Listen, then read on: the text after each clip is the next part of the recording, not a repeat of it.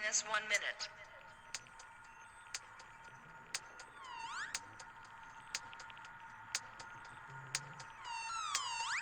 T minus 50 seconds.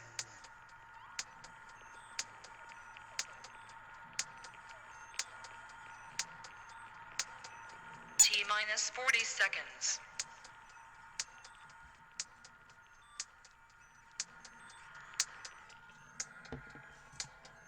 T minus 30 seconds.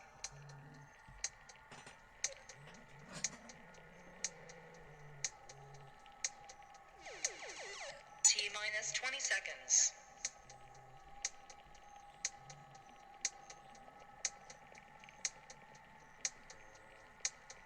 Ten, 9, 8, 7, 6, 5, 4, 3, 2, 1, 0.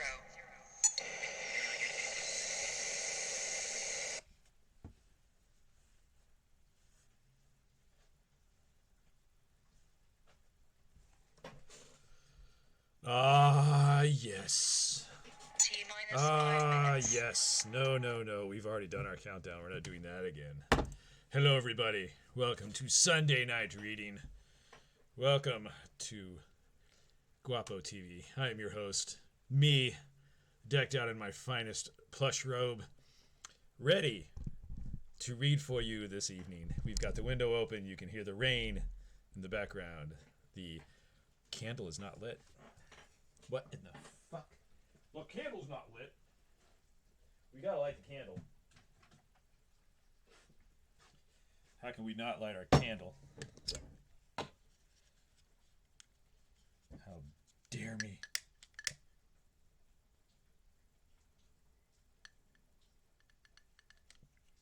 All right. Now we've got the mood. Thought I lit that thing. I guess I didn't.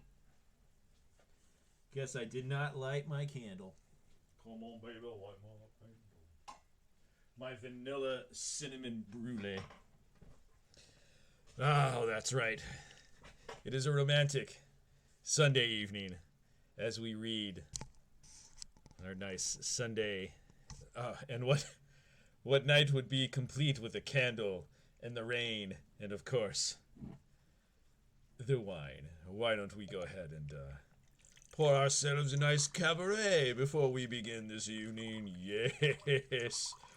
Yes, we are sequestered. Oh, let it pour. That's okay. That's right, Mama. You want more, don't you? Yes, feed Daddy. All right. This is a let it air out just a bit.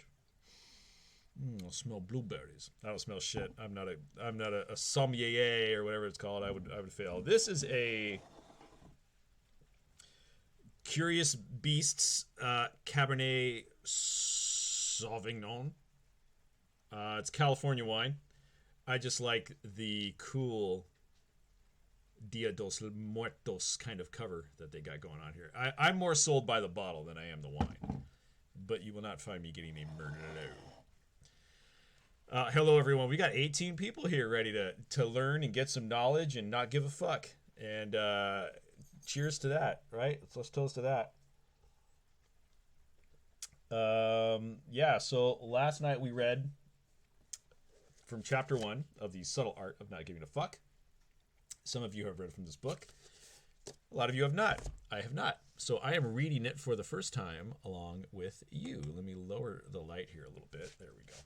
It was a little too much in my face. Let's see, we can go with that light. That light? Ooh, no. What about, that light's okay. Yeah, we'll go with that natural light. We've got the dog, not paying attention, staring out the window. Right, Bandit? Yeah, you don't care. All right. Thank you. Dudley T, hello, how are you? You must be new. I've never seen you before. Please subscribe. Just so you guys know, for every dollar donated, that's right, every dollar donated is an entry to win a Nintendo Switch Lite, the color of your choosing. We've got gray, we've got yellow, we've got coral, and turquoise. And I will be doing that drawing on April 2nd. If you don't win the Nintendo Switch Lite, I will be doing a runner-up drawing for a Sega Genesis Mini.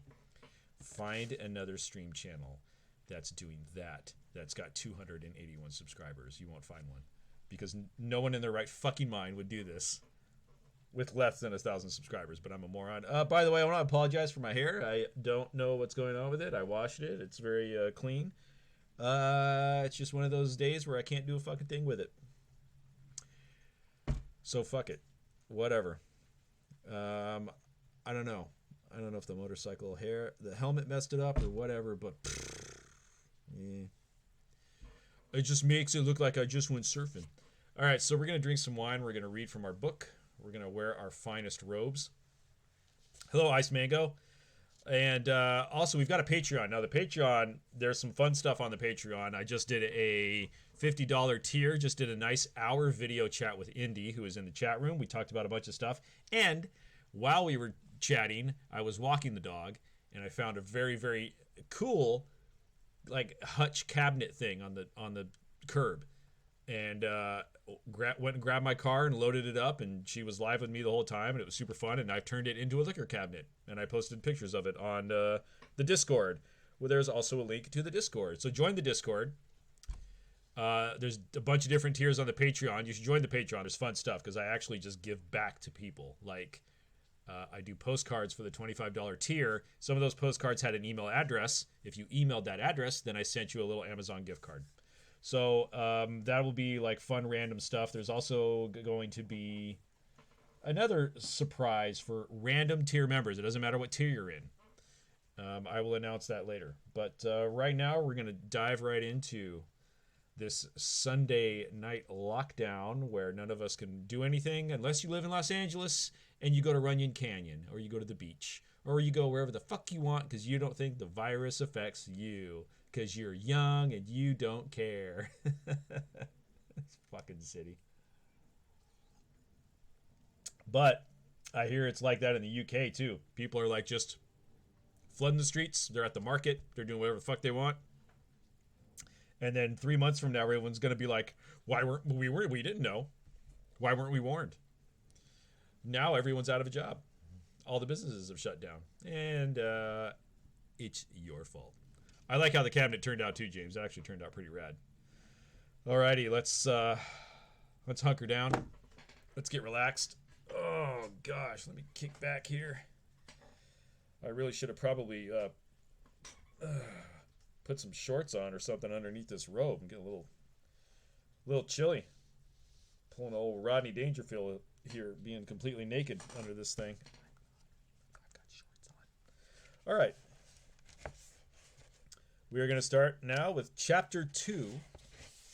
Chapter 2 is called Happiness is a Problem. And if you don't believe me, it is right there. Happiness is a Problem. Chapter 2. That's where we're at. Thank you guys for posting the links while you are in there. Let me turn on the speakers in case somebody does donate. I will hear it. Look how close I am to the camera. Look at that. I'm like right there. I'm like right with you, but I'm not. I'm here, but I'm not here. But it feels like I'm here, but I'm not here. But you want me to be there. I can't explain it. Why don't I just read from the book?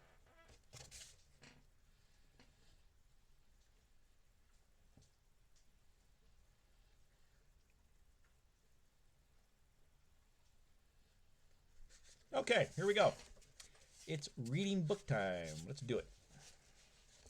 I always change my Discord profile, so Dudley T is probably somebody I already know and not somebody new. I want new subscribers. All right, fuck me. Shut up. Here we go. Oh, I gotta get my glass of wine over here. Yeah, I can drink it. Here we are. Enjoy the rain, everybody. Get this book cover on here. About 2,500 years ago, in the Himalayan foothills of present-day Nepal, there lived in a great palace a king who was going to have a son.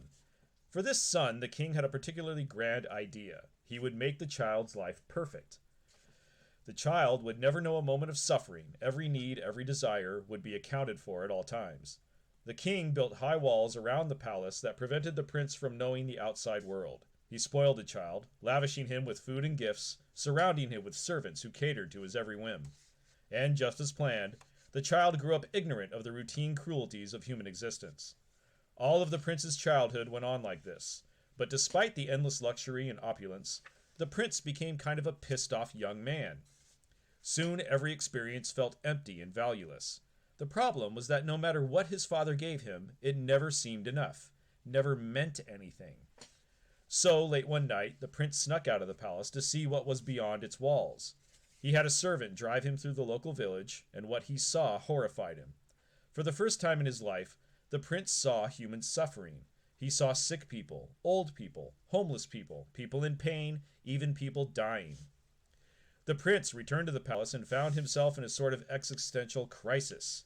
Not knowing how to proceed what he'd seen, he got all emo about everything and complained a lot.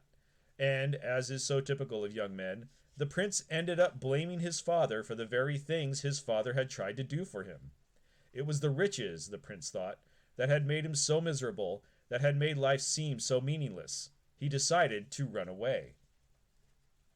But the prince was more like his father than he knew. He had grand ideas too. He wouldn't just run away. He would give up his royalty, his family, and all of his possessions and live on the streets, sleeping in dirt like an animal.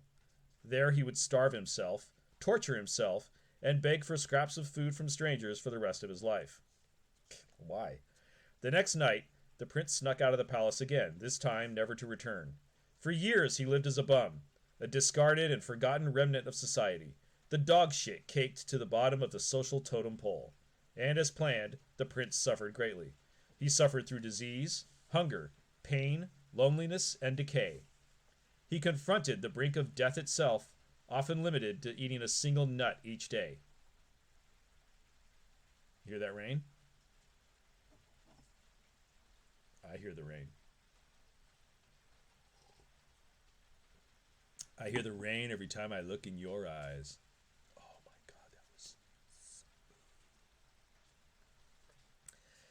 A few years went by, then a few more, and then nothing happened. The prince began to notice that this life of suffering wasn't all that it was cracked up to be. It wasn't bringing him the insight he had desired. It wasn't revealing any deeper mystery of the world or its ultimate purpose. In fact, the prince came to know what the rest of us have always kind of known, that suffering totally sucks, and it's not necessarily that meaningful either. As with being rich, there is no value in suffering when it's done without purpose. And soon the prince came to the conclusion that his grand idea, like his father's, was in fact a fucking terrible idea, and he should probably go do something else instead. Totally confused, the prince cleaned himself up and went and found a big tree near a river. He decided that he would sit under that tree and not get up until he came up with another grand idea. As the legend goes, the confused prince sat under that tree for 49 days. We won't delve into the biological viability of sitting in the same spot for 49 days, but let's just say that in that time the prince came to a number of profound realizations.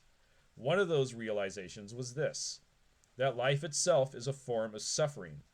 The rich suffer because of their riches. The poor suffer because of their poverty. People without a family suffer because they have no family. People with a family suffer because of their family. People who pursue worldly pleasures suffer because of their worldly pleasures. People who abstain from worldly pleasures suffer because of their abstention. Oh, no, wait. Abstention. I can't read. This isn't to say that all suffering is equal. Some suffering is certainly more painful than other suffering, but we all must suffer nonetheless. Years later, the prince would build his own philosophy and share it with the world, and this would be its first and central tenet: that pain and loss are inevitable, and we should let go of trying to resist them. The prince would later become known as the Buddha, and in case you haven't heard of him, he was kind of a big deal. There is a premise that underlies a lot of our assumptions and beliefs. The premise is that happiness is algorithmic, that it can be worked for and earned and achieved as if it were getting accepted to law school or building a really complicated Lego set. If I achieve X, then I can be happy. If I look like Y, then I can be happy. If I can be with a person like Z, then I can be happy. This premise, though, is the problem. Happiness is not a solvable equation. Dissatisfaction and unease are inherent parts of human nature, and, as we'll see, necessary components to creating consistent happiness. The Buddha argued this from a theological and philosophical perspective. I will make the same argument in this chapter, but I will make it from a biological perspective and with pandas. Speaking of pandas, let's get some water, which has nothing to do with pandas, but I need some water.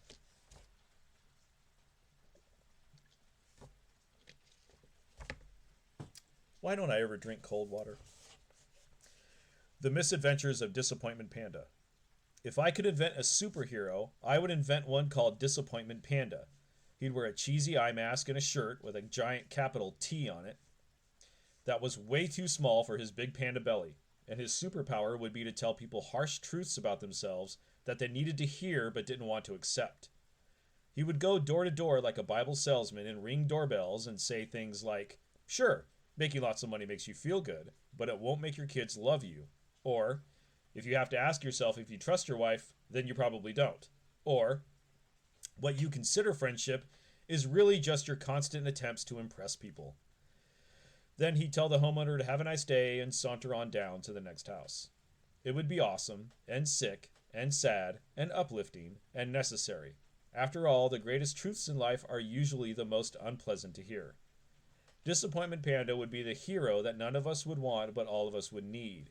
He'd be the proverbial vegetables to our mental diet of junk food. He'd make our lives better despite making us feel worse. He'd make us stronger by tearing us down, brighten our future by showing us the darkness. Listening to him would be like watching a movie where the hero dies in the end. You love it even more despite making you feel horrible because it feels real. So while we're here, let me put on my Disappointment Panda mask and drop another unpleasant truth on you. We must suffer for the simple reason that suffering is biologically useful. It is nature's preferred agent for inspiring change. We have evolved to always live with a certain degree of dissatisfaction and insecurity, because it's the mildly dissatisfied and insecure creature that's going to do the most work to innovate and survive. We are wired to become dissatisfied with whatever we have and satisfied by only what we do not have. This constant dissatisfaction has kept our species fighting and striving, building and conquering. So no, our own pain and misery aren't a bug of human evolution, they're a feature. The lighting in here is so bad. How's the chat doing? You guys doing all right? You not falling asleep yet? All right. I don't know what you guys are talking about, you rascals. Pain in all of its forms is our body's most effective means of spurring action. Take something as simple as stubbing your toe. If you're like me, when you stub your toe, you scream enough four-letter words to make Pope Francis cry. You also probably blame some poor inanimate object for your suffering. Stupid table, you say. Or maybe you even go so far as to question your entire interior design philosophy based on your throbbing foot. What kind of idiot puts a table there anyway? Seriously. But I digress. That horrible stub-toe-induced pain, the one you and I and the Pope hate so much, exists for an important reason.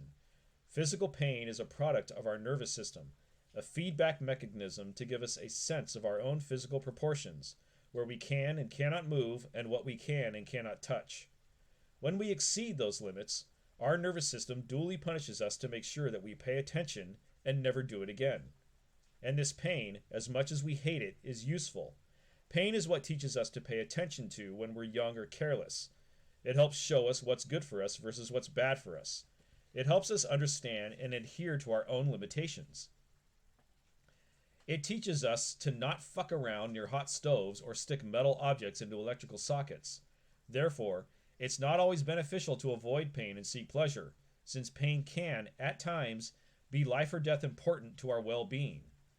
But pain is not merely physical. As anyone who has had to sit through the first Star Wars prequel can tell you, we humans are capable of experiencing acute psychological pain as well. In fact, research has found that our brains don't register much difference between physical pain and psychological pain. So when I tell you that my first girlfriend cheated on me, wait, let me read that right. So when I tell you that my first girlfriend cheating on me and leaving me felt like having an ice pick slowly inserted into the center of my heart, that's because, well, it hurts so much I might as well have had an ice pick slowly inserted into the center of my heart. This guy's run-on sentences are killing me. Like physical pain, our psychological pain is an indication of something out of equilibrium, some limitation that has been exceeded. And like our physical pain, our psychological pain is not necessarily always bad or even undesirable. In some cases, experiencing emotional or psychological pain can be healthy or necessary. Just like stubbing our toe teaches us to walk into fewer tables, the emotional pain of rejection or failure teaches us how to avoid making the same mistakes in the future. And this is what's so dangerous about a society that coddles itself more and more from the inevitable discomforts of life. We lose the benefits of experiencing healthy doses of pain, a loss that disconnects us from the reality of the world around us. You may salivate at the thought of a problem-free life full of everlasting happiness and eternal compassion, but back here on Earth, the problems never cease.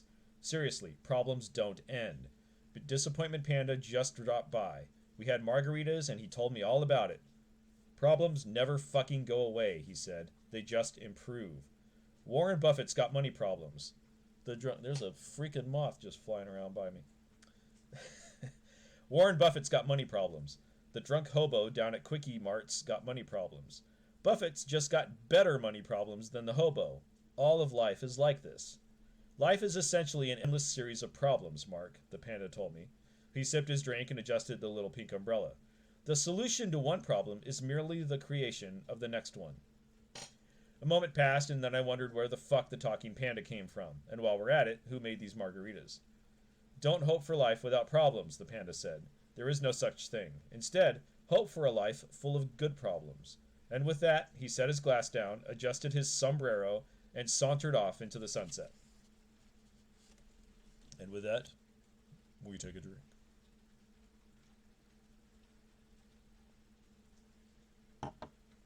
What's going on, chat? What's going on? What's going on? All right. You guys are talking about alcohol now, it seems like. Oh, God. Wine makes me so thirsty. I don't know why.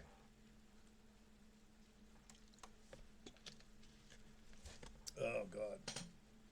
If you like the content, please drop $1 for my psychological well-being. Happiness comes from solving problems. Problems are a constant in life. When you solve your health problem by buying a good gym membership, you create new problems, like having to get up early to get to the gym on time, sweating like a meth head for 30 minutes on an elliptical, and then getting showered and changed for work so you don't stink up the whole office. When you solve your problem of not spending enough time with your partner by designating Wednesday night date night, you generate new problems, such as figuring out what to do every Wednesday that you both won't hate, making sure you have enough money for nice dinners, rediscovering the chemistry and spark you two felt you've lost, and unraveling the logistics of fucking in a small bathtub filled with too many bubbles. You can never have too many bubbles in a bathtub. Problems never stop. They merely get exchanged and or upgraded. Happiness comes from solving problems. The key word here is solving. If you're avoiding your problems or feel like you don't have any problems, then you're going to make yourself miserable. If you feel like you have problems that you can't solve, you will likewise make yourself miserable. The secret sauce is in the solving of the problems, not in not having problems in the first place. To be happy, we need something to solve. Happiness is therefore a form of action. It's an activity, not something that is passively bestowed upon you, not something that you magically discover in a top 10 article on the Huffington Post or from any specific guru or teacher. It doesn't magically appear when you finally make enough money to add on that extra room to the house. You don't find it waiting for you in a place, an idea, a job, or even a book for that matter. Happiness is a constant work in progress, because solving problems is a constant work in progress. The solutions to today's problems will lay the foundation for tomorrow's problems, and so on. True happiness occurs only when you find the problems you enjoy having and enjoy solving. Sometimes those problems are simple: eating good food, traveling to some new place, winning at the new video game you just bought. Other times, those problems are abstract and complicated. Hey, thanks, Val. $5. Thank you, Val. I know you thanked me, but I'm thanking you right back. And that's 5 more entries for you. That's a big palm right there, right in your camera. Ooh, do I have an M like a mutant? Am I an X-Man? Remember when that shit was on there? Oh, no, I just fucked the camera up. That's 5 more entries for you to win a Nintendo Switch. I'll drink to that, Val. Oh, I really need more water. I'm going to get a glass of ice water. Take a little break. 1 second. Be right back. Don't go nowhere. Don't you move.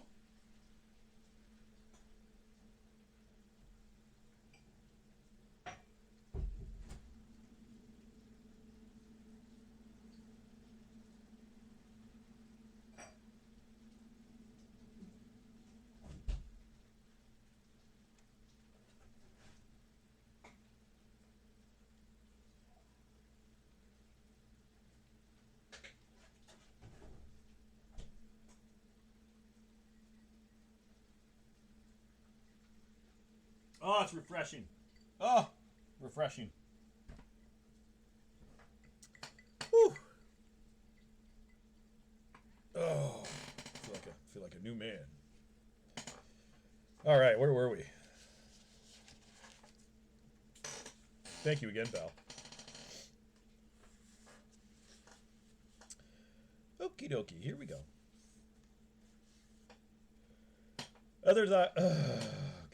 Other times, those problems are abstract and complicated. Fixing your relationship with your mother, finding a career you can feel good about, developing better friendships. Whatever your problems are, the concept is the same. Solve problems, be happy. Unfortunately, for many people, life doesn't feel that simple. That's because they fuck things up in at least one of 2 ways. Number 1, denial. Some people deny that their problems exist in the first place, and because they deny reality, they must constantly delude or distract themselves from reality.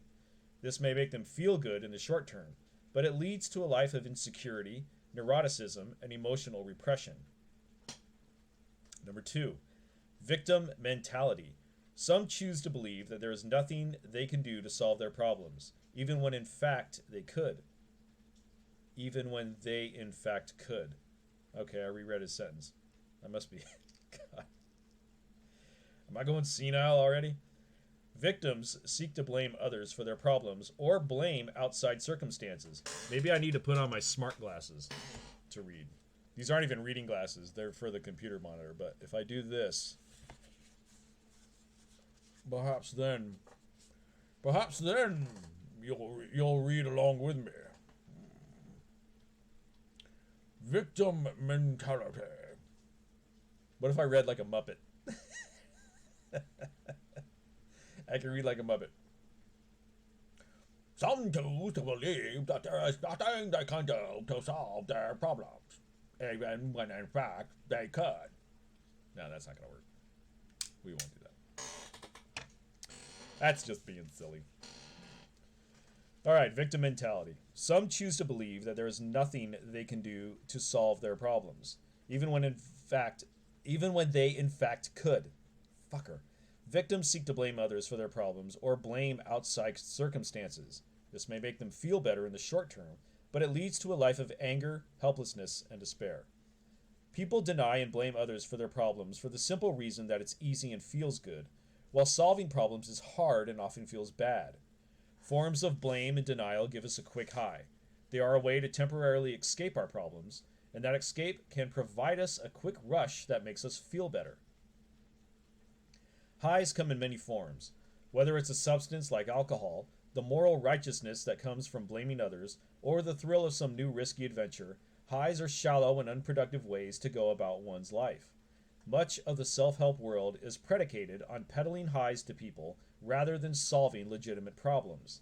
Many self-help gurus teach you new forms of denial and pump you up with exercises that feel good in the short term, while ignoring the underlying issue.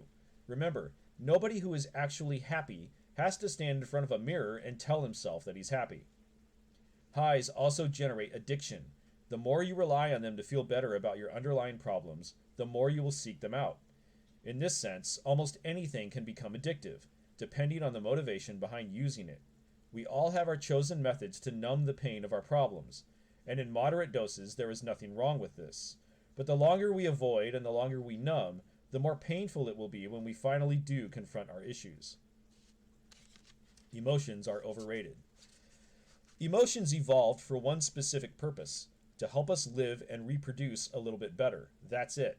They're feedback mechanisms telling us that something is either likely right or likely wrong for us. Nothing more, nothing less. Much as the pain of touching a hot stove teaches you not to touch it again, the sadness of being alone teaches you not to do the things that made you feel so alone again. Emotions are simply biological signals designed to nudge you in the direction of beneficial change. Look, I don't mean to make light of your midlife crisis or the fact that your drunk dad stole your bike when you were 8 years old and you still haven't gotten over it. But when it comes down to it, if you feel crappy, it's because your brain is telling you that there's a problem that's unaddressed or unresolved. In other words, negative emotions are a call to action. When you feel them, it's because you're supposed to do something. Positive emotions, on the other hand, are rewards for taking the proper action. When you feel them, life seems simple and there is nothing else to do but enjoy it. Then, like everything else, the positive emotions go away because more problems inevitably emerge. Emotions are part of the equation of our lives, but not the entire equation. Just because something feels good doesn't mean it is good. Just because something feels bad doesn't mean it is bad.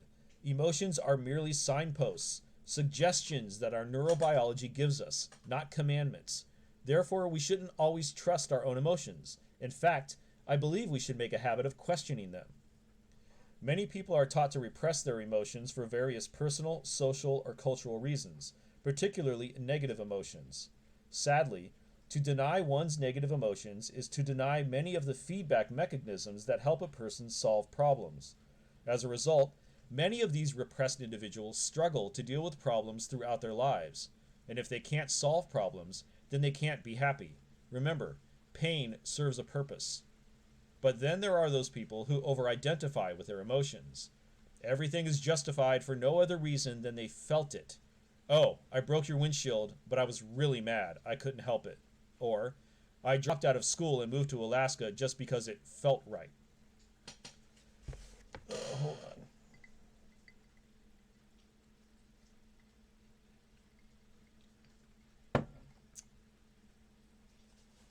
Wipe my eye with a napkin, because you're not supposed to touch your face, or you'll die, according to everybody on Facebook. Whew. But then there are those people who over-identify with their emotions. Everything is justified for no other reason than they felt it. Oh, I broke your windshield, but I was really mad. I couldn't help it. Or, I dropped out of school and moved to Alaska just because it felt right. Decision making based on emotional intuition without the aid of reason to keep it in line pretty much always sucks. You know who bases their entire lives on their emotions? 3-year-old kids and dogs. You know what else 3-year-old kids and dogs do? Shit on the carpet. Is that you, Bandit? You don't shit on the carpet anymore, thank God. An obsession and overinvestment in emotion fails us for the simple reason that emotions never last. Whatever makes us happy today will no longer make us happy tomorrow, because our biology always needs something more. A fixation on happiness inevitably amounts to a never-ending pursuit of something else. A new house, a new relationship, another child, another pay raise. And despite all of our sweat and strain, we end up feeling eerily similar to how we started, inadequate. Psychologists sometimes refer to this concept as the hedonic treadmill, the idea that we're always working hard to change our life situation, but we actually never feel very different. This is why our problems are recursive and unavoidable. The person you marry is the person you fight with. The house you buy is the house you repair. The dream job you take is the job you stress over. Everything comes with an inherent sacrifice. Whatever makes us feel good will also inevitably make us feel bad. What we gain is also what we lose. What creates our positive experiences will define our negative experiences. This is a difficult peel. Can't read. Sometimes I can't read. my throat always, reading out loud for an extended period of time is more difficult than I remember.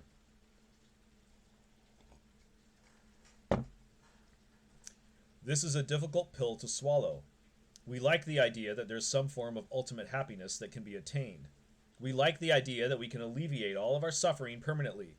We like the idea that we can feel fulfilled and satisfied with our lives forever, but we cannot. Choose your struggle.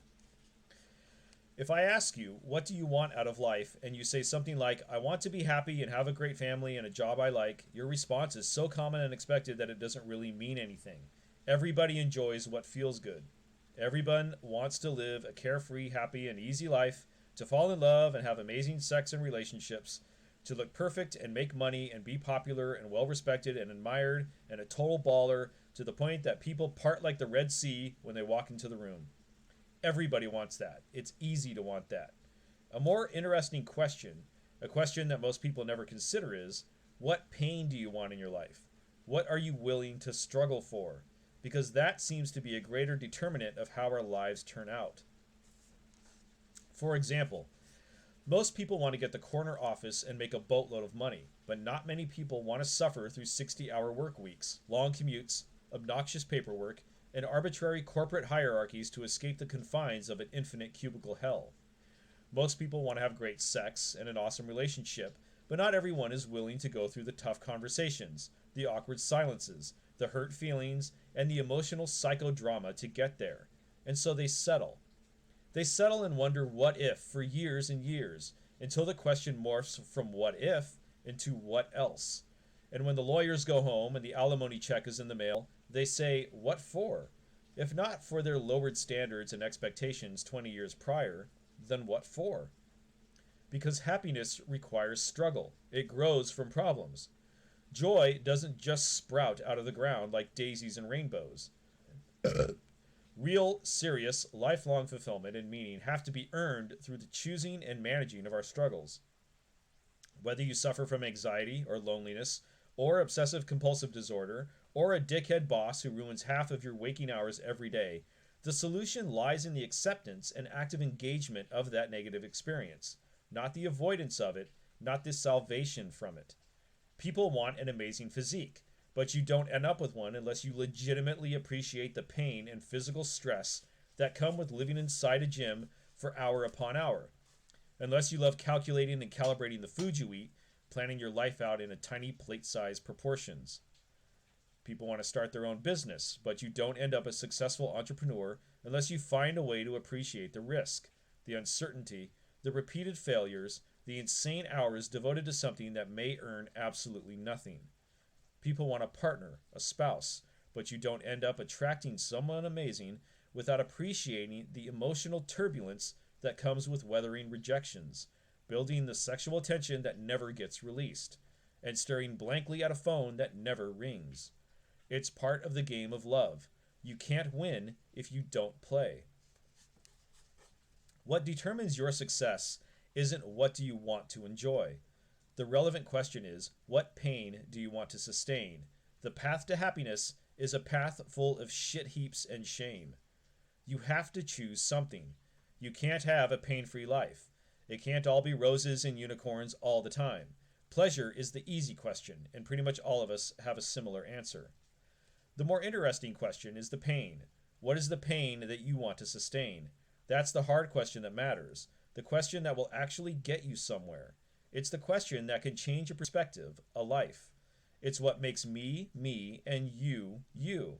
It's what defines us and separates us and ultimately brings us together. For most of my adolescence and young... Why do I stumble? For most of my adolescence and young adulthood, I fantasized about being a musician. A musician. Fuck me. I think I need another sip of wine for that one. Musician. Oh, God.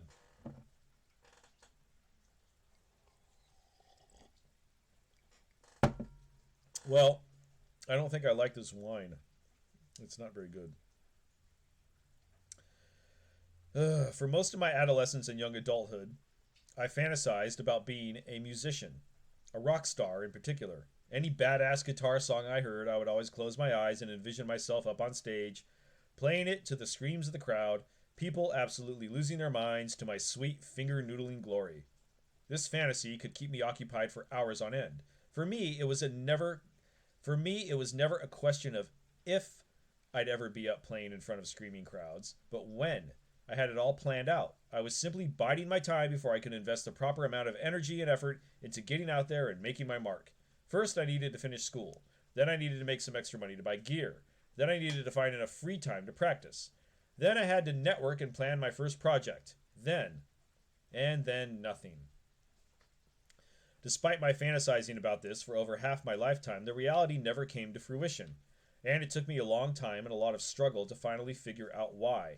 I didn't actually want it. I was in love with the result, the image of me on stage, people cheering, me rocking out, pouring my heart into what I was playing, but I wasn't in love with the process.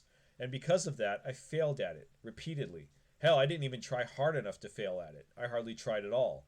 The daily drudgery of practicing, the logistics of finding a group and rehearsing, the pain of finding gigs and actually getting people to show up and give a shit, the broken strings, the blown tube amp, hauling 40 pounds of gear to and from rehearsals with no car. It's a mountain of a dream and a mile-high climb to the top. And what it took me a long time to discover is that I didn't like to climb much. I just liked to imagine the summit. The common cultural narratives would tell me that I somehow failed myself, that I'm a quitter or a loser, that I just didn't have it, that I gave up on my dream, and that maybe I let myself succumb to the pressures of society.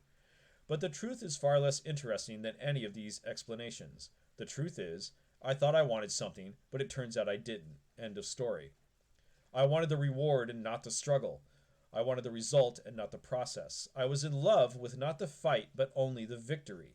And life doesn't work that way. Who you are is defined by what you're willing to struggle for. People who enjoy the struggles of a gym are the ones who run triathlons and have chiseled abs that can bench press a small house. People who enjoy long work weeks and the politics of the corporate ladder are the ones who fly to the top of it. People who enjoy the stresses and uncertainties of the starving artist lifestyle are ultimately the ones who live it and make it. This is not about willpower or grit. This is not another admonishment of no pain, no gain. This is the most simple and basic component of life. Our struggles determine our successes. Our problems birth our happiness, along with slightly better, slightly upgraded problems. See, it's a never-ending upward spiral. And if you think at any point you're allowed to stop climbing, I'm afraid you're missing the point, because the joy is in the climb itself. All right, that's chapter 2. Took about 40 minutes to read, I believe. 15 viewers, so they're dropping like flies. People didn't want to stick around, I guess, for a guy reading a book. It seems like this experiment is failing. As sad as it is. Maybe it's not failing, I don't know. Let's see what's going on in the chat. Anything going on in the chat? In the chat room? Anything? Not going on? Not going on in the chat? Well, all right. Okay. All right. Not much.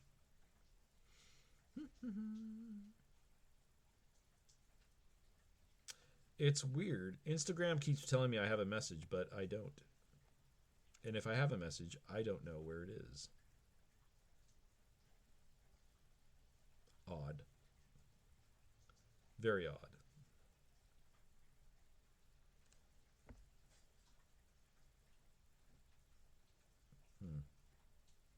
Strange.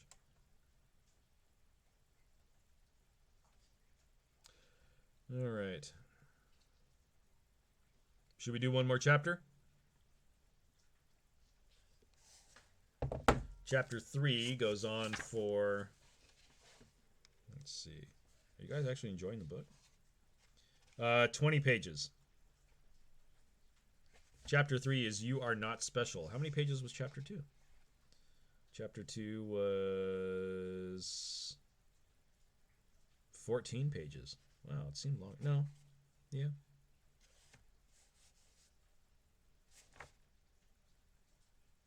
Yeah, about 20 pages. Chapter 3. All right, here we go. Chapter 3. We'll do two chapters each time. All right. Chapter 3. You are not special. Sorry, fuckos, you're not special. I've been telling you this for months. None of us are special. Not even me. I'm not special. The only one that's special, that handsome fella. Look at that, with that handsome face. That handsome fella sleeping right there. Look at you. With your cute little face. He looks miserable. I threw the ball with him earlier. Oh, man. Maybe the rain makes him sleepy. All right. Who knows? All right, everybody. Here we go. I still want to thank Val for donating. Thank you, Val. It's 5 entries for you, my friend. Okay, here we go. I once knew a guy. Chapter 3, You Are Not Special. I once knew a guy. We'll call him Jimmy. Jimmy always had various business ventures going on. On any given day, if you asked him what he was doing, he'd rattle off the names of some firm he was consulting with, or he'd describe a promising medical app he was looking for angel investors to fund, or he'd talk about some charity event he was supposed to be the keynote speaker for, or how he had an idea for a more efficient type of gas pump that was going to make him billions. The guy was always rolling, always on, and if you gave him an inch of conversational delight, he'd pulverize you about how world-spinning his work was, how brilliant his latest ideas were, and he'd name-drop so much it felt like you were talking to a tabloid reporter. Oh, Caroline, $3. Thank you, Caroline. My sweet Caroline, that's 3 more entries for you. Thank you. That's awesome. Everybody in the chat, make sure you thank Caroline for her $3 donation. Thank you so much, Caroline. That's very sweet of you. That money will go towards reading lessons. Since apparently I can't read words longer than 5 letters. Jimmy was all positivity all the time. Always pushing himself. Always working an angle. A real go-getter, whatever the fuck that means. The catch with that was that Jimmy was also a total deadbeat. All talk and no walk. Stoned a majority of the time and spending as much money in bars and fine restaurants as he did on his business ideas, Jimmy was a professional leech, living off his family's hard-won money by spending them, as well as everybody else in the city, on false ideas of future tech glory. Sure, sometimes he'd put in some token effort, or pick up the phone and cold call some bigwig and name drop until he ran out of names, but nothing ever actually happened. None of these ventures ever blossomed into anything. Yet the guy kept this up for years, living off girlfriends and more distant relatives well into his late 20s. And the most screwed up part was that Jimmy felt good about it. He had a delusional level of self-confidence. People who laughed at him or hung up on him were, in his mind, missing the opportunity of their lives. People who called him out on his bogus business ideas were too ignorant and inexperienced to understand his genius. People who pointed out his deadbeat lifestyle were jealous. They were haters who envied his success.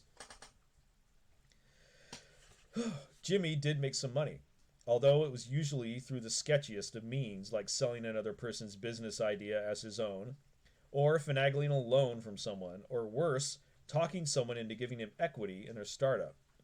He actually occasionally talked people into paying him to do some public speaking. About what, I can't even imagine.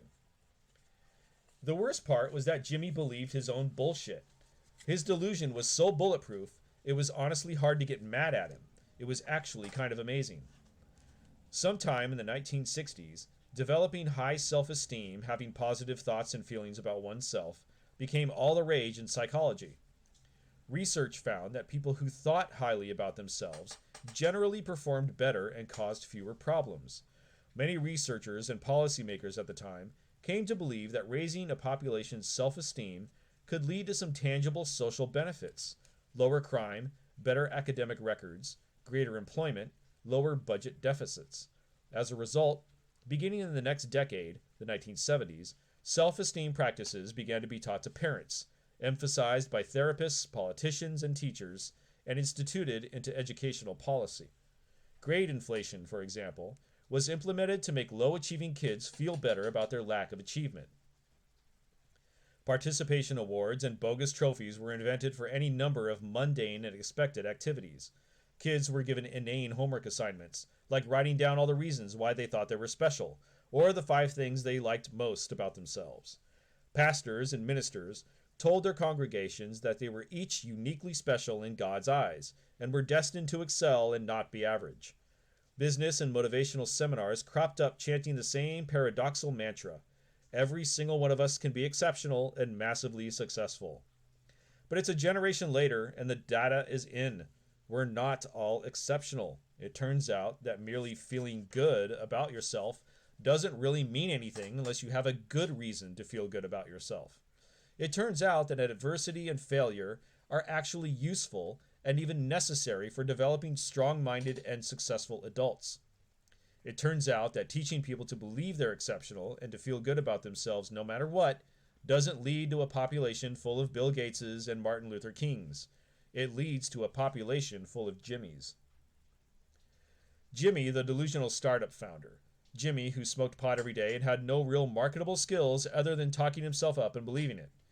Jimmy, the type of guy who yelled at his business partner for being immature and then maxed out the company credit card at La Bernardine trying to impress some Russian model.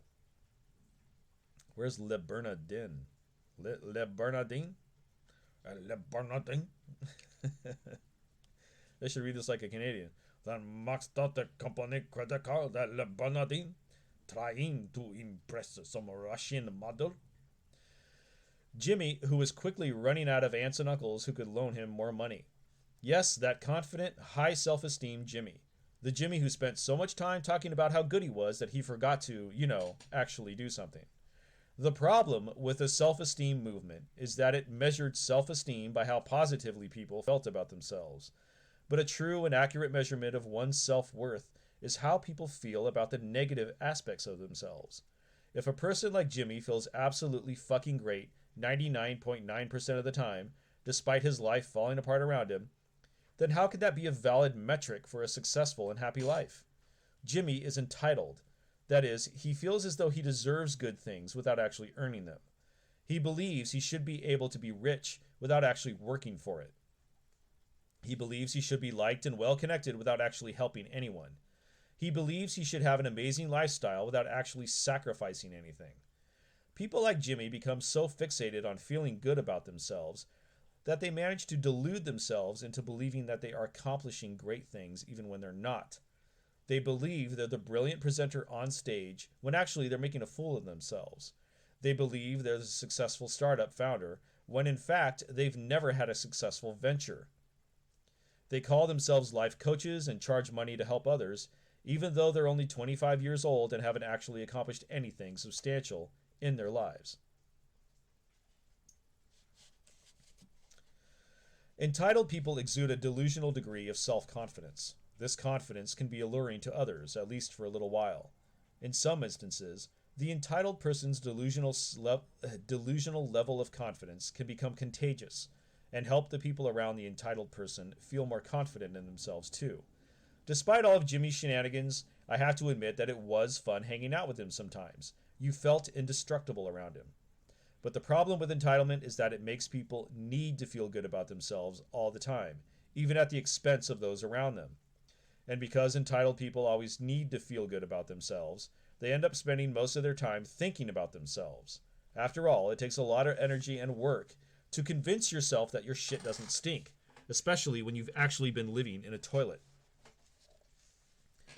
Once people have developed the thought pattern to constantly construe what happens around them as self-aggrandizing,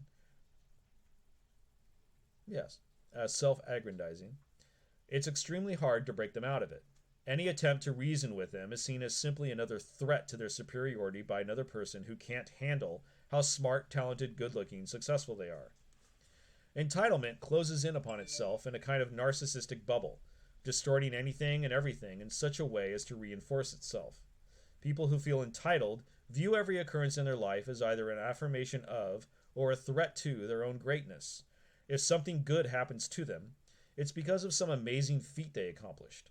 If something bad happens to them, it's because somebody is jealous and trying to bring them down a notch. Entitlement is impervious. People who are entitled delude themselves into whatever feeds their sense of superiority. They keep their mental facade standing at all costs, even if it sometimes requires being physically or emotionally abusive to those around them. But entitlement is a failed strategy. It's just another high. It's not happiness. The true measurement of self-worth is not how a person feels about her positive experiences, but rather how she feels about her negative experiences. A person like Jimmy, I read that sentence really poorly, by the way. A person like Jimmy hides from his problems by making up imagined successes for himself at every turn. And because he can't face his problems, no matter how good he feels about himself, he is weak. See, the thing is, when you're reading, and I learned this in voiceover class, a lot of times when you read out loud, you trail off at the end of a sentence. You don't punch that last word like you did the first word. So it's always important to remember to keep every word punchy. Maybe not punchy, but at the same level. A person who actually has a high self-worth is able to look at the negative parts of his character frankly. Yes, sometimes I'm irresponsible with money. Yes, sometimes I exaggerate my own successes. Yes, I rely too much on others to support me and should be more self-reliant, and then acts to improve upon them. But entitled people, because they are incapable of acknowledging their own problems openly and honestly, are incapable of improving their lives in any lasting or meaningful way. They are left chasing high after high and accumulate greater and greater levels of denial. But eventually, reality must hit, and the underlying problems will once again make themselves clear. It's just a question of when and how painful it will be. Things fall apart. I sat in my 9 a.m. biology class, arms cradling my head on my desk as I stared at the clock's second hand making laps, each tick syncopated with the teacher's dronings on about chromosomes and mitosis. Like most 13-year-olds stuck in a stuffy, fluorescent classroom, I was bored. A knock came on the door. Mr. Price, the school's assistant principal, stuck his head in. "Excuse me for interrupting. Mark, can you step outside with me for a moment? Oh, and bring your things with you." Strange, I thought. Kids get sent to the principal, but the principal rarely gets sent to them. I gathered my things and stepped out. The hallway was empty. Hundreds of beige lockers converged on the horizon. "Mark, can you take me to your locker, please?" "Sure," I say, and slug myself down the hall, baggy jeans and moppy hair and oversized Pantera t-shirt and all. We get to my locker. "Open it, please," Mr. Price says. So I do. He steps in front of me and gathers my coat, my gym bag, my backpack, all of the locker's contents, minus a few notebooks and pencils. He starts walking away. "Come with me, please," he says, without looking back. I start to get an uneasy feeling. I follow him to his office, where he asks me to sit down. He closes the door and locks it. He goes over to the window and adjusts the blinds to block the view from outside. My palms begin to sweat.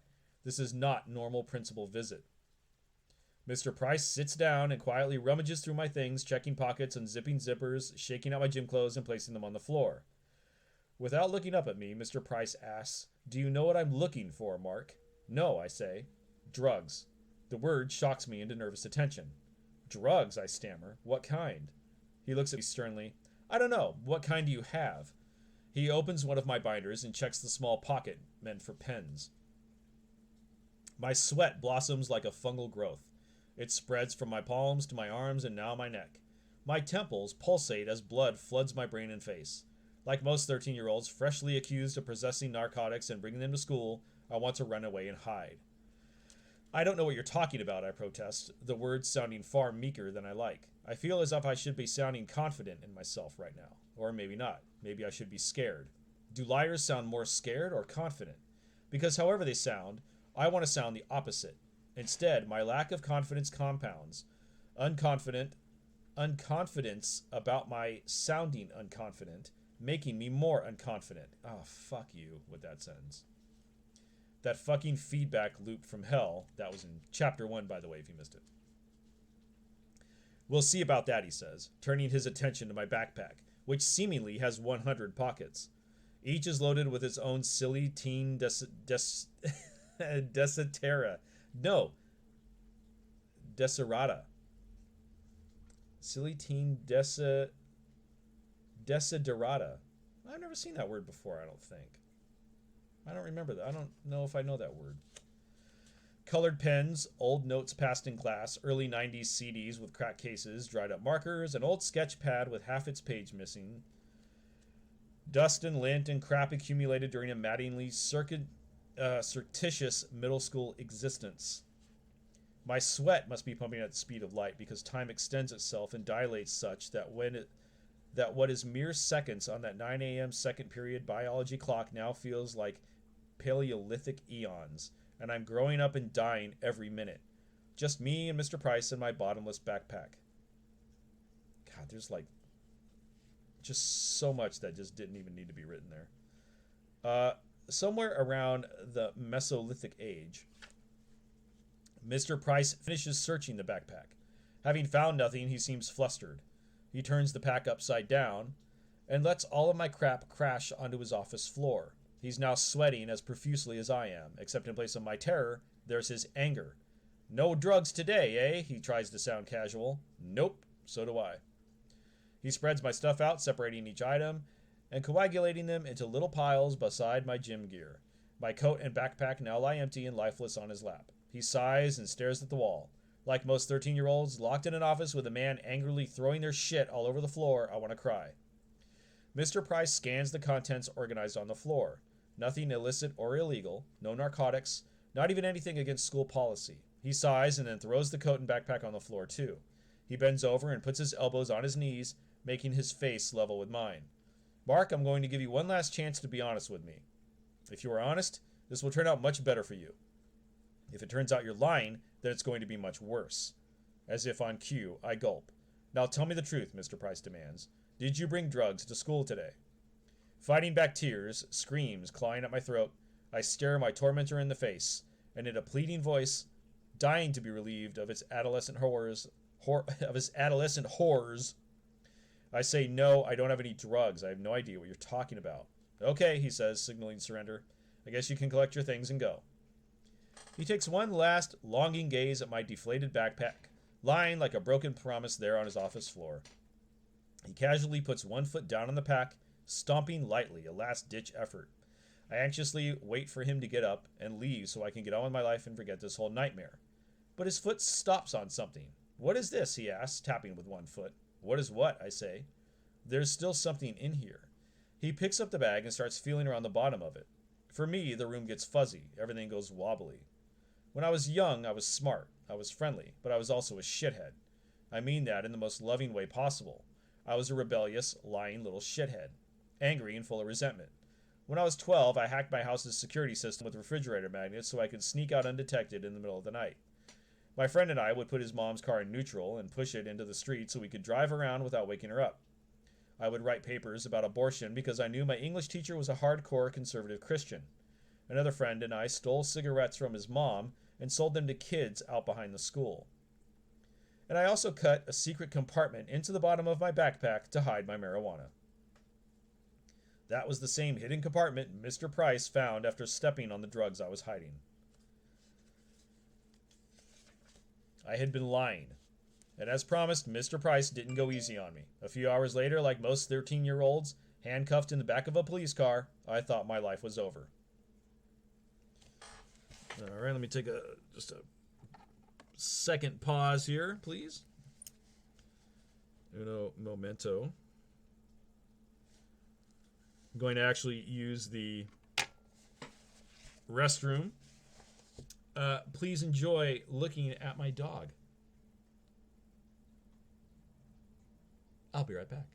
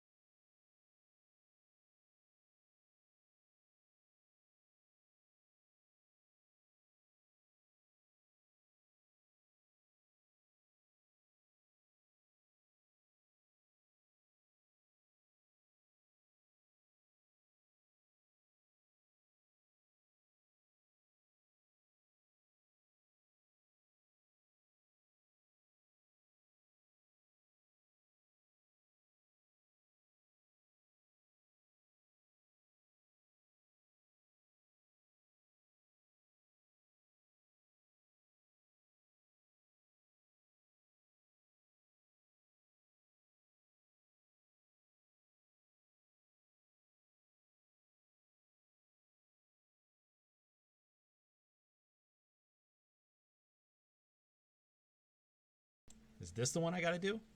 Okay. I guess this is the one I got to do. All right. I'm going to get rid of this. I'm not going to drink this. This wine is like, I'm not going to. It's not very good. Why drink it? I'll put it over here. Get it out of the way. Woo! Bandit, you doing all right? Looks like it. Okay. Where were we? We were really getting into this, weren't we? This book? No, I didn't fall in. I didn't do a number 2. All right, and number 1. Taking my time, okay? I don't rush through things, all right? There's the sound. Yeah, I muted it. You don't need to hear me flushing my toilet. There's already enough shit in these live streams. Hey. All right, I thought my life was over. Remember, he just got arrested. He was busted for having weed in his backpack. Fucking dummy. And I was kind of right in a way. My parents quarantined me at home. I was to have no friends for the foreseeable future. Having been expelled from school, I was to be homeschooled for the rest of the year. My mom made me get a haircut, and what? Why would a mom do this? My mom made me get a haircut and threw out all of my Marilyn Manson and Metallica shirts, which for an adolescent in 1998 was tantamount to being sentenced to death by lameness. My dad dragged me to his office with him in the mornings and made me file papers for hours on end. Once homeschooling was over, I was enrolled in a small private Christian school where, and this may not surprise you, I didn't exactly fit in. And just when I had finally cleaned up my act and turned in my assignments and learned the value of good clerical responsibility, my parents decided to get divorced. I tell you all of this only to point out that my adolescence sucked donkey balls. I lost all of my friends, my community, my legal rights, and my family within the span of about 9 months. My therapist in my 20s would later call this some real traumatic shit, and I would spend the next decade and change working on unraveling it and becoming less of a self-absorbed, entitled little prick. The problem with my home life back then was not all of the horrible things that were said or done. Rather, it was all of the horrible things that needed to be said and done but weren't. My family stonewalls the way Warren Buffett makes money or Janice Jameson fucks. We're champions at it. The house could have been burning down around us and it would have been met with, oh no, everything's fine, a tad warm in here, perhaps, but really, everything's fine. When my parents got divorced, there were no broken dishes, no slammed doors, no screaming arguments about who fucked whom. Once they had reassured my brother and me that it wasn't our fault, we had a Q&A session. Yes, you read that right, about the logistics of the new living arrangements. Not a tear was shed, not a voice was raised. The closest peek my brother and I got into our parents' unraveling emotional lives was hearing nobody cheated on anybody. Oh, that's nice. It was a tad warm in the room, but really everything was fine. My parents are good people. I don't blame them for any of this, not anymore at least. And I love them very much. They have their own stories and their own journeys and their own problems, just as all parents do. And just as all of their parents do, and so on. And like all parents, my parents, with the best of intentions, imparted some of their problems to me, as I probably will to my kids. When real traumatic shit like this happens in our lives, we begin to unconsciously feel as though we have problems that we're incapable of ever solving. And this assumed inability to solve our problems causes us to feel miserable and helpless. But it also causes something else to happen. If we have problems that are unsolvable, our unconscious figures that we're either uniquely special or uniquely defective in some way, that we're somehow unlike everyone else, and that the rules must be different for us. Put simply, we become entitled. The pain from my adolescence led me down a road of entitlement that lasted through much of my early adulthood. Whereas Jimmy's entitlement played out in the business world, where he pretended to be a huge success, my entitlement played out in my relationships, particularly with women. My trauma had revolved around intimacy and acceptance, so I felt a constant need to overcompensate, to prove to myself that I was loved and accepted at all times. And as a result, I soon took to chasing women the same way a cocaine addict takes to a snowman made out of cocaine. I made sweet love to it and then promptly suffocated myself in it. I became a player, an immature, selfish, albeit sometimes charming player. And I strung up a long series of superficial and unhealthy relationships for the better part of a decade. It wasn't so much the sex I craved, although the sex was fun. It was the validation. I was wanted. I was loved. For the first time since I could remember, I was worthy. My craving for validation quickly fed into a mental habit of self-aggrandizing and overindulgence. I felt entitled to say or do whatever I wanted, to break people's trust, to ignore people's feelings, and then justify it later with shitty, half-assed apologies. While this period certainly had its moments of fun and excitement, and I met some wonderful women, my life was more or less a wreck the whole time. I think he means the entire time.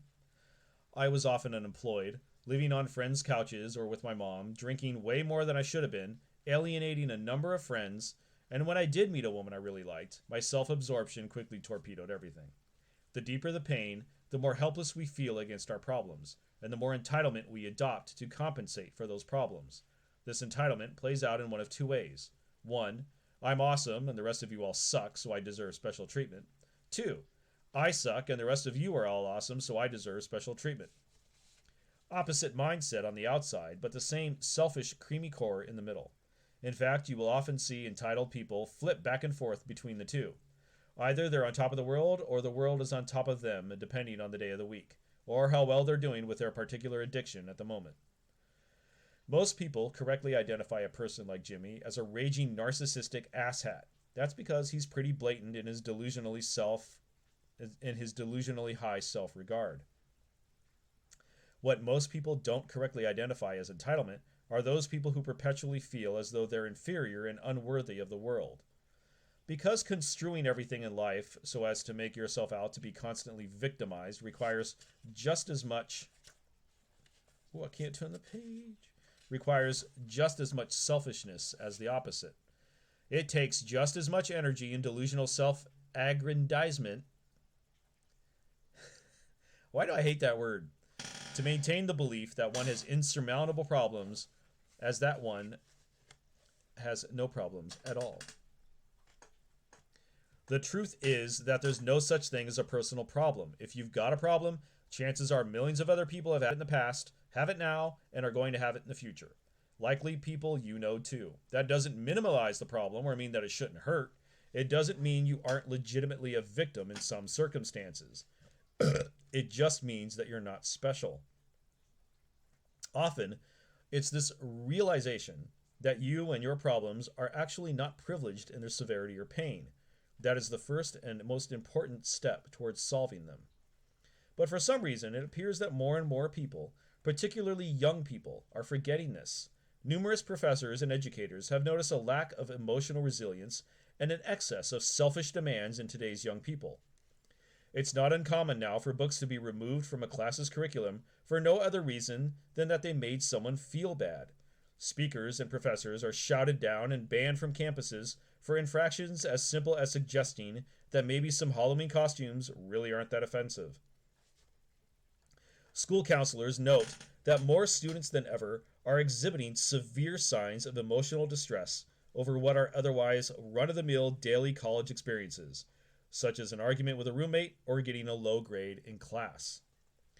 It's strange that in an age when we are more connected than ever, entitlement seems to be at an all-time high. Something about recent technology seems to allow our insecurities to run amok like never before. The more freedom we're given to express ourselves, the more we want to be free of having to deal with anyone who may disagree with us or upset us. The more exposed we are to opposing viewpoints, the more we seem to get upset that those other viewpoints exist. The easier and more problem-free our lives become, the more we seem to feel entitled for them to get even better. The benefits of the internet and social media are unquestionably fantastic. In many ways, this is the best time in history to be alive. But perhaps these technologies are having some unintended social side effects.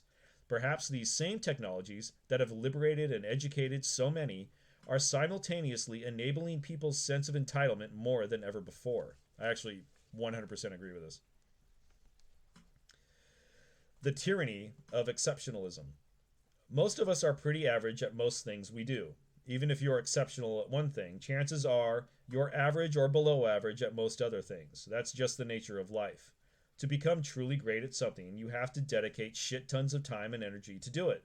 And because we all have limited time and energy, few of us ever truly exceptional Few of us ever become truly exceptional at more than one thing, if anything at all. We can then say that it's a statistical improbability that any single person will be an extraordinary performer in all areas of life, or even in many areas of their life. Brilliant business people are often fuck-ups in their personal lives. Extraordinary athletes are often shallow and as dumb as a lobotomized rock. Many celebrities are probably just as clueless about life as the people who gawk at them and follow their every move. We're all, for the most part, pretty average people, but it's the extremes that get all the publicity. We kind of know this already, but we rarely think and or talk about it, and we certainly never discuss why this could be a problem. Having the internet, Google, Facebook, YouTube, and access to 500 plus channels of television is amazing, but our attention is limited. There's no way we can process the tidal waves of information flowing past us constantly. Therefore, the only zeros and ones that break through and catch our attention are the truly exceptional pieces of information, those in the 99.999th percentile. All day, every day, we are flooded with the truly extraordinary, the best of the best, the worst of the worst, the greatest physical feats, the funniest jokes, the most upsetting news, the scariest threats, non-stop. Our lives today are filled with information from the extremes of the bell curve of human experience because in the media business, that's what gets eyeballs, and eyeballs bring dollars. That's the bottom line. Yet the vast majority of life resides in the humdrum middle. The vast majority of life is unextraordinary, indeed quite average. This flood of extreme information has conditioned us to believe that exceptionalism is the new normal.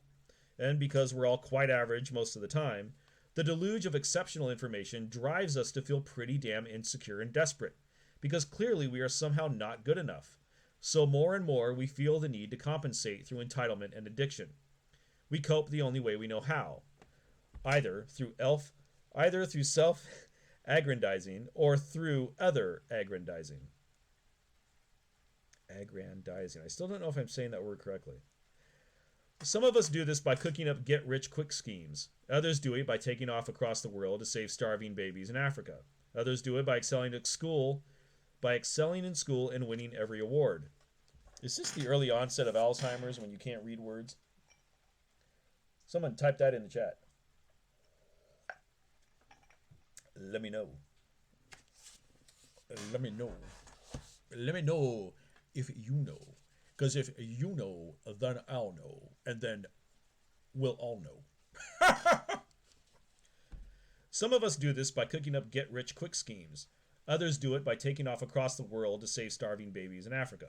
Others do it by excelling in school and winning every award. Others do it by shooting up a school. Others do it by trying to have sex with anything that talks and breathes. This ties into the growing culture of entitlement that I talked about earlier. Millennials often get blamed for this cultural shift, but that's likely because millennials are the most plugged-in invisible generation. In fact, the tendency towards entitlement is apparent across all of society, and I believe it's linked to mass media-driven exceptionalism. The problem is that the pervasiveness of technology and mass marketing is screwing up a lot of people's expectations for themselves. The inundation of the exceptional makes people feel worse about themselves, makes them feel that they need to be more extreme, more radical, and more self-assured to get noticed or even matter. When I was a young man, my insecurities around intimacy were exacerbated by all the ridiculous narratives of masculinity circulating throughout pop culture. And those same narratives are still circulating. To be a cool guy, you have to party like a rock star. To be respected, you have to be admired by women. Sex is the most valuable thing a man can attain. And it's worth sacrificing anything, including your own dignity, to get it.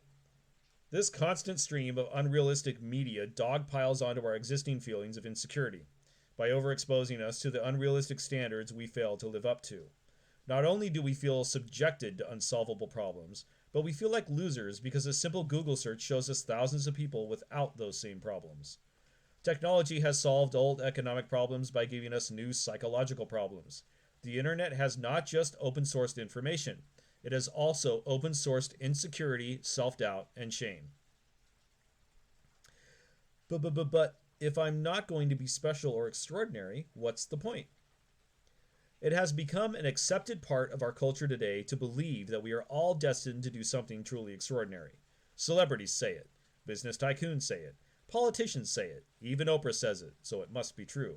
Each and every one of us can be extraordinary. We all deserve greatness.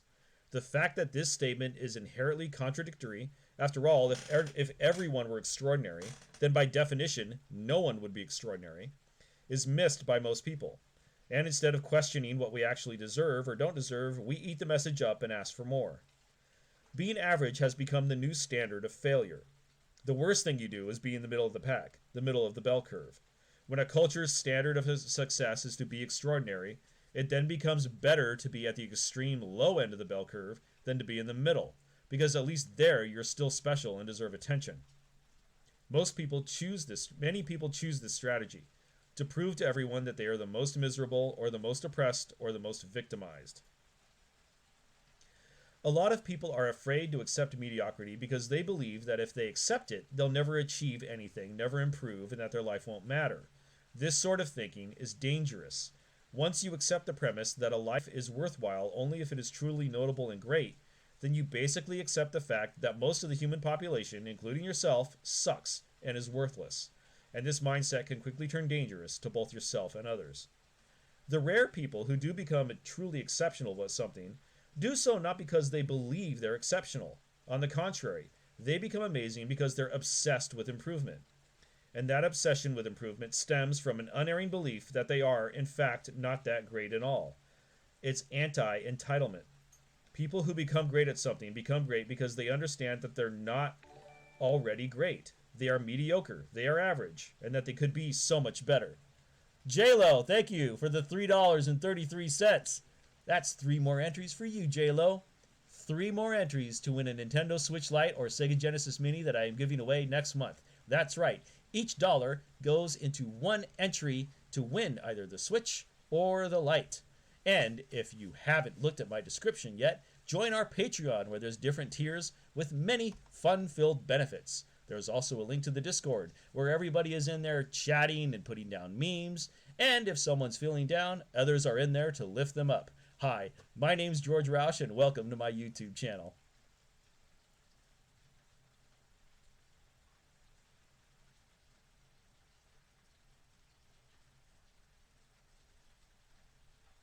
Okay, let's read it on.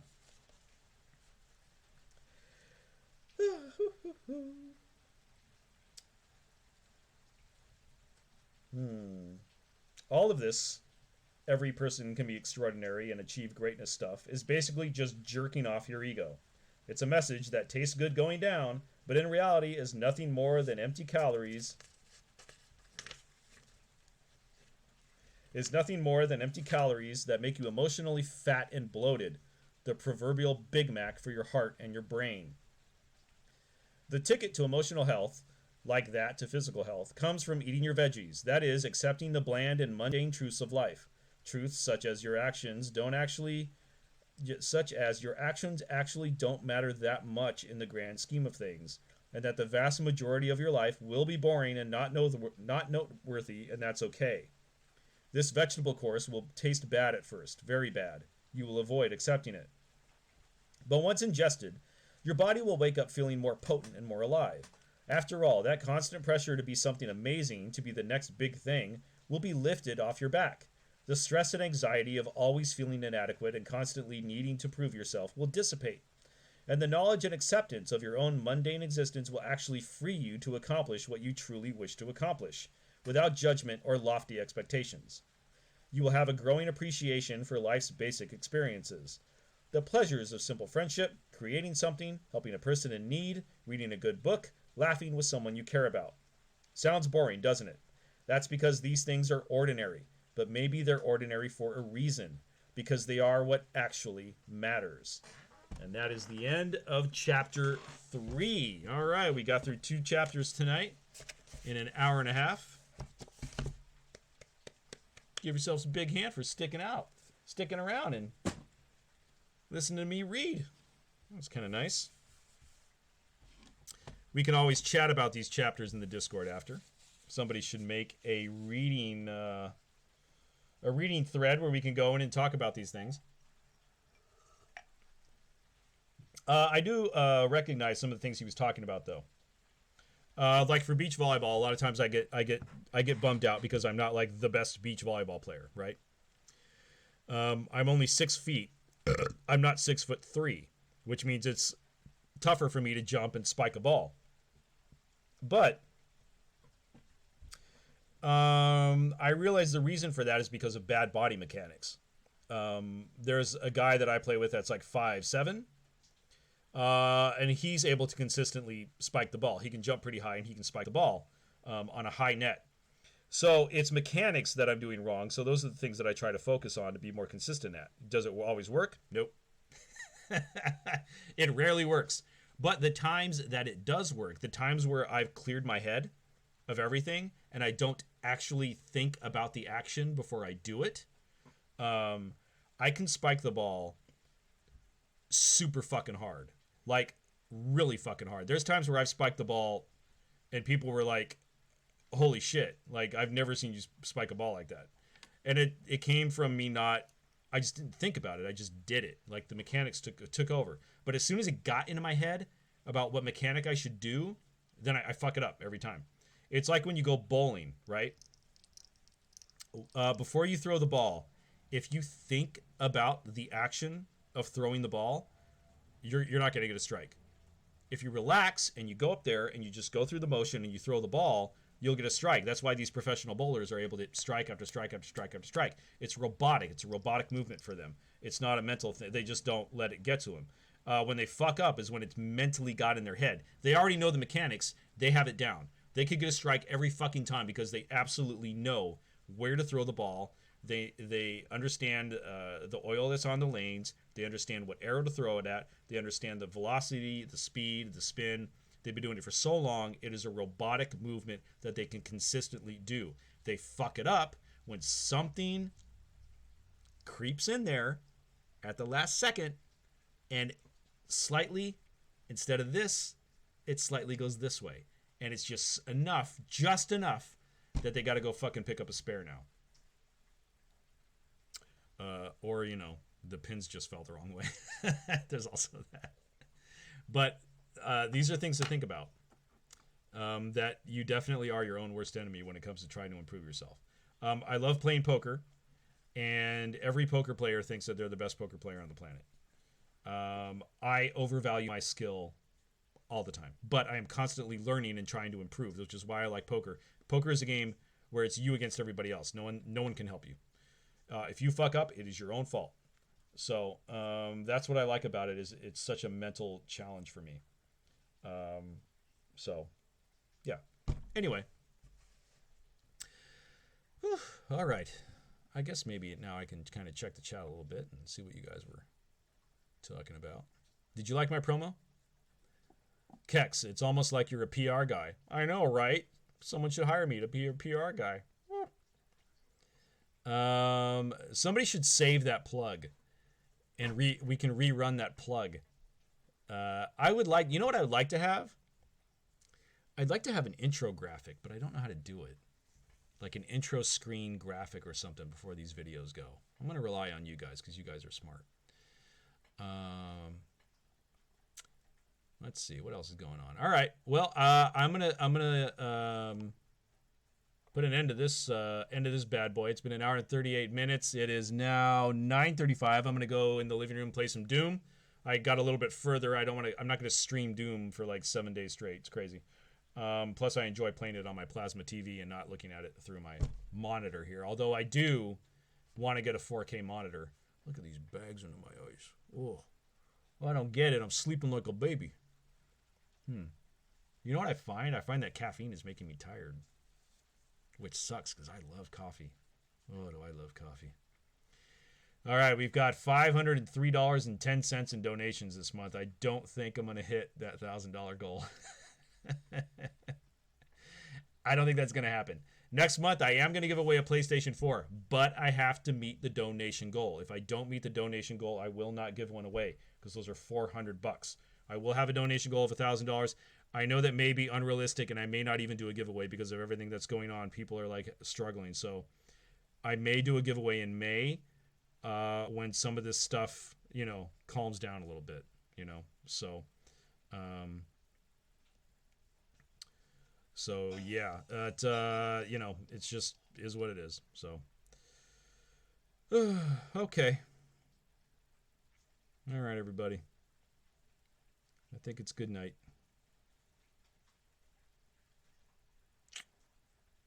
Good night for everyone.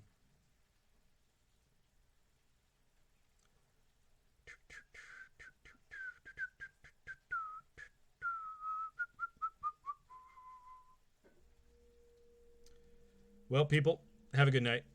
Everyone, take it easy. I'll see you soon. Thank you for watching. Goodbye.